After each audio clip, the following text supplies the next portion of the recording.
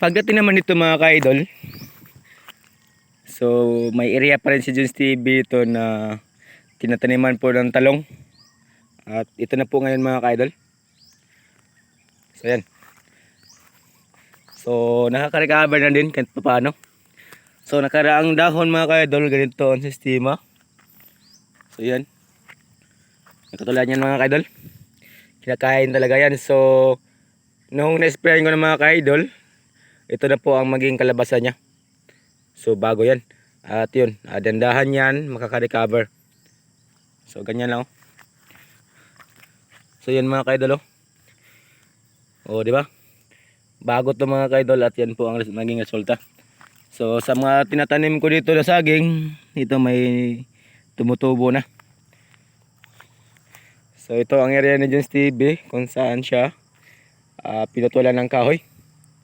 So napapansin nyo, may mga tinatanim pa rin si Jones TV dito na talong. So ang una, ito ang nangyari sa umpisa mga ka-idol.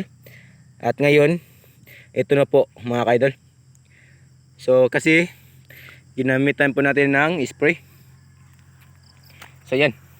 Malit na ito ng area ito mga ka-idol. Pero asahan nyo, balang araw makaka-income pa rin si Jones TV dito. Tulad na yan, kinakain niya ng mga insekto. So nung spray natin, ito na po ang kalabasan. So bago yan. Yan o.